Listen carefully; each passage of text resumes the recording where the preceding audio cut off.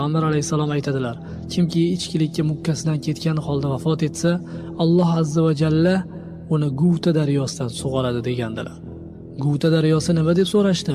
Shunda u zot sallallohu alayhi va sallam u fohishalarning farjlaridan, ya'ni uyat joylardan oqadigan daryo bo'lib, ularning farjlarining badbo'yi do'zax ahliga ozor beradi dedilar.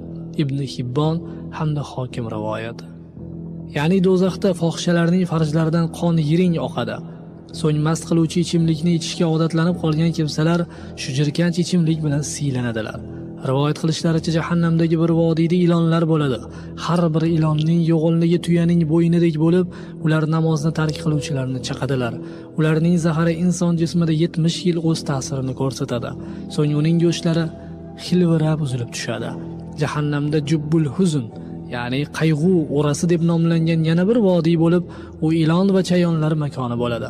Har bir chayon xachirdek keladi. Uning 70 ta nishi bo'lib, har bir nishi zaharga to'la bo'ladi. U zinokorni chaqib zaharlaydi, uning og'rig'i 1000 yil azob beradi. So'ng zinokorning go'shtlari titilib ketadi va farjidan qon yiring oqadi. Rivoyatlarda kelganki, kim oilali ayol bilan zino qilsa, ularning har ikkisiga qabrida islom ummatiga beriladigan azobning yarmi beriladi. Na'uzubillah. Qiyomatda esa Alloh taolo erning foydasiga hukm qiladi. Mazkur holat bu ishdan bexabar bo'lgan taqdirda ro'y beradi. Agar erning xabari bo'lsa-yu, sukut saqlasa, e'tibor bermasa, Alloh unga jannatni harom qiladi.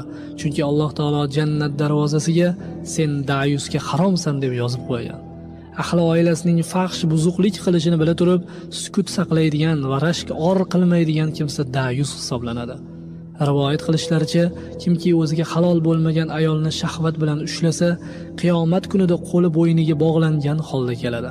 Agar o'psa, lablari olovda qirqiladi. Borida zino qilsa, qiyomat kunida sonlari tilga kiradi-da, uning zarariga guvohlik beradi. Men haromga mindim deydi. Shunda Alloh taolo unga g'azab ko'zi bilan qaraydi. Bu qarashdan badanidagi go'shtlar erib tushadi. U sarkashlik qilib, men bu ishni qilmaganman deydi. Unga qarshi tili guvohlik berib, men halol bo'lmagan so'zlarni so'zlaganman deydi. Qo'llari men haromni ushlaganman desa, ko'zlari men haromga nazar tashlaganman deydi. Oyoqlari men halol bo'lmagan ishga yurib borganman deydi va farji men qilganman deydi.